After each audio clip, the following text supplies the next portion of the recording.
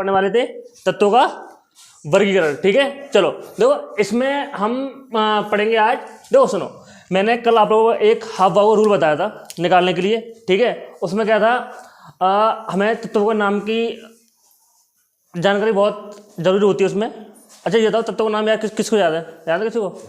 चलो इधर देखो, सुनो देखो, नहीं याद है फिर भी एक तो मैं यहाँ पर मैं छोटे से डेमो देने जा रहा हूँ एक। ठीक है, इधर देखो सब लोग, hydrogen, helium, lithium, beryllium, boron, carbon, nitrogen, oxygen, fluorine, neon. देखो जब भी बोर्ड एग्जाम में ये तुम्हारे 30 तक निकालने के लिए आते हैं। ठीक है, और 30 तक निकालने के लिए आते हैं तो इसकी तुम्हें कम से कम 30 तत्वों के नाम तो याद होना बहुत जरूरी है। ठीक है, ये तो आपको याद करनी पड़ेंगे। नियॉन, फिर पढ़ते हैं sodium, magnesium, aluminium, sodium, magnesium, aluminium, silicon, phosphorus, sulphur, chlorine, argon, potassium और कैल्शियम। फिर यहाँ पर आता हमारा scandium, titanium, vanadium, chromium, manganese, iron, cobalt, nickel, copper और एक जिंक। देखो ये हमें याद होना बहुत जरूरी है।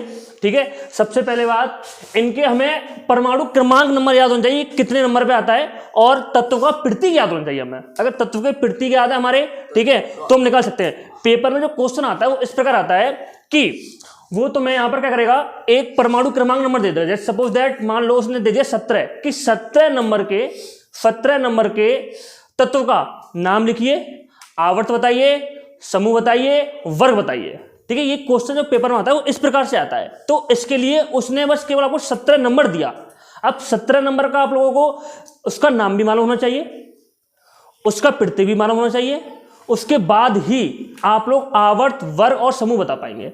ठीक है, तो उसके लिए आपको इसकी नॉलेज होना बहुत जरूरी है। तो क्या करता हूं, यहाँ पर मैं आपको इन सबके परमाणु क्रमांक नंबर बता देता हूं, कौन सा कितने नंबर पर आता है। ठीक है, देखो 1 2 3 4 5 6 7 8 9 और एक 10 11 12 13 14 15 16 17 18 19 20 21 22 23 24 25 26 27 28 29 और एक 30। देखो सुनो, मैं तुम्हें एक बात और बता दूं, सबको आप लोगों को एक बात और बता दूं। देखो मैं, देखो सुनो, ये यहाँ पर 24 नंबर क्रोमियम और यहाँ पर 29 नंबर कॉपर, यहाँ पर दोनों पर अपवाद है, दोनों पर अपवाद है। यहाँ होता क्या है, यहाँ पे 4s में से एक इलेक्ट्रॉन निकल करके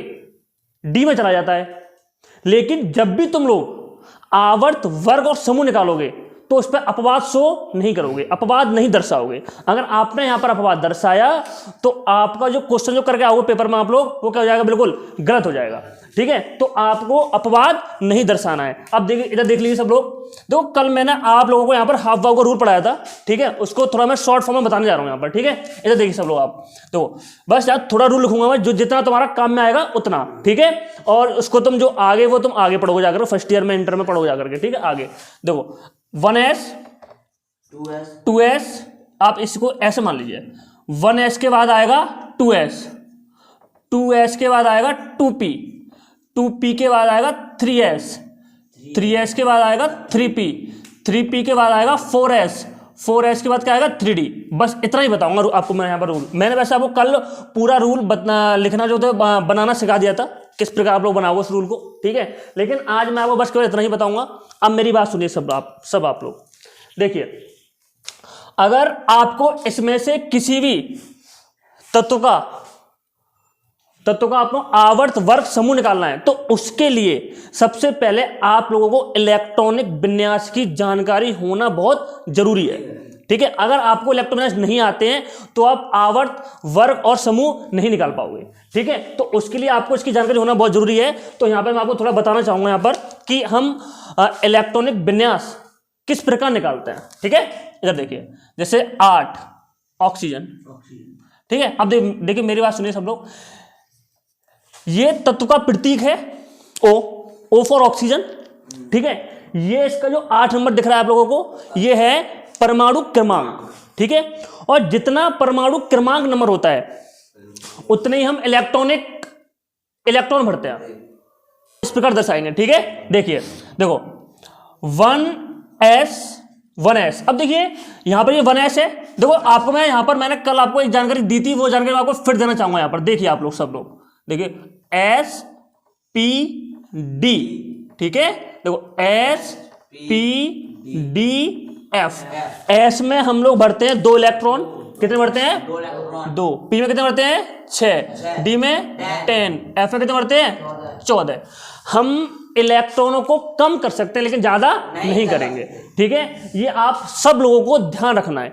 इसमें हम 0 से लेकर 2 तक बढ़ सकते हैं, इसमें 0 से लेकर 6 तक, इसमें 0 से लेकर 10 तक, इसमें 0 से लेकर 14 तक, 14 तक। लेकिन ये आप ये मत कर देना कि आप भर रहे हो आप 15 कर दो F में या S में 3 कर दो, नहीं, गलत हो जाएगा, ठीक है। इस बात की आप लोगों को जानकारी होना बहुत जरूरी है, ठीक है। थोड़ा देखिए आप लोग, देखो 1s में कितने इलेक्ट्रॉन बताए थे मैंने, कितने आते हैं 2। देखो सुनो, अब जब ये S पूरी भर गई तो हम यहां पर आगे बढ़ जाएंगे थोड़ा, ठीक है। 1s2 के बाद क्या आगे बताओ, यहां पर ये 2s, और तो S में कितने भर जाते हैं 2, तो फिर हमने यहां पर 2 भर दिए, ठीक है। अब मेरी बात समझिए, जब फ्री S भर गई, क्यों S में 2 ही भरे जाते हैं, हम फिर कहां बढ़ जाएंगे, थोड़ा और आगे बढ़ जाएंगे। अब देखिए हमें भरने कितने हैं, हमें भरने हैं 8, कितने भरने हैं 8, तो हमारे 4 तो भर चुके, ठीक है। अब कितने भरने, कितने रह गए बताओ हमारे, अब हमारे 4 भरने के रह गए, ठीक है। अब वैसे P में हम यहाँ पर 6 भर सकते हैं, ठीक है। लेकिन अगर आप इसको गिरोगे तो गलत हो जाएगा। देखो ये 2 और 2 4 6 10, 2 और 2 4, 4 6 10 हो गए, लेकिन भरने कितने आप लोगों को 8। तो बताओ P में यहाँ पर कितना दर्शा देंगे, बस केवल 4, कितने दर्शा देंगे 4। देखो मैंने आप लोगों को बताया था, हम लोग जो इलेक्ट्रॉन है उसको कम कर सकते हैं लेकिन ज्यादा नहीं करेंगे। ये बात आप सब लोग मेरी दिमाग में डाल लो, बोर्ड एग्जाम में बहुत काम आने वाली है, ठीक है। और जो मैं आपको यह बात बता रहा हूं, ठीक है, ये बोर्ड एग्जाम में अगर आपको ये निकालने आते हैं तो आपको आवर्त वर्ग समूह निकालने में कोई दिक्कत नहीं होगी, और आवर्त वर्ग समूह निकालने में दिक्कत नहीं होगी तो आपके इस चैप्टर से कम 2 या 3 नंबर पक्के हैं, बिल्कुल फ्री के नंबर मान लीजिए आप ये, ठीक है। ये थोड़े ही यहाँ पर बस केवल ये, ठीक है। तो इसको जो समझने के लिए, आवर्त वर्ग समूह निकालने के लिए आपको इलेक्ट्रॉनिक विन्यास की जानकारी होना बहुत जरूरी है। अगर आपको इलेक्ट्रॉन विन्यास आते हैं तो आप निकाल लोगे, अगर आपको इलेक्ट्रॉन विन्यास नहीं आते हैं तो आप आवर्त वर्ग समूह निकाल नहीं सकते, ठीक है। तो इसकी मैंने आपको थोड़ी जानकारी दी। अच्छा चलो आपको यहाँ पर एक एग्जाम्पल और देना चाहूंगा, ठीक है। देखिए आप यहां से उठा, चलो 24 उठाते हैं हम लोग, 24 उठाते हैं, अपवाद है जिसमें क्रोमियम पर, ठीक है। समझिए, देखो 1s2, अब देखो ये 24 नंबर पर क्रोमियम है, मतलब क्रोमियम का जो परमाणु क्रमांक नंबर वो कितना है 24 है, ठीक है। तो बताओ जितना परमाणु क्रमांक नंबर होता है उतने का भरते हैं हम लोग, इलेक्ट्रॉन भरते हैं, ठीक है, उतने इलेक्ट्रॉन भरते हैं हम लोग। अब मेरी बात समझिए, तो हमें बताओ कितने इलेक्ट्रॉन बनने हैं यहाँ पर 24, कितने बनने हैं 24 बनने हैं। देखिए आप लोग, अब 1s2 2s 2s में 2 आते हैं और 2p में 6 आते हैं, तो 6 भर दिया पर मैंने। जब ये 2p भर गई फिर आएंगे 3s में, फिर ये 3s, फिर s आ गई, फिर s में 2 भर देंगे, फिर आएंगे 3p में, फिर p आ गई तो p में कितने भर देंगे, अब हम 6 भर देंगे।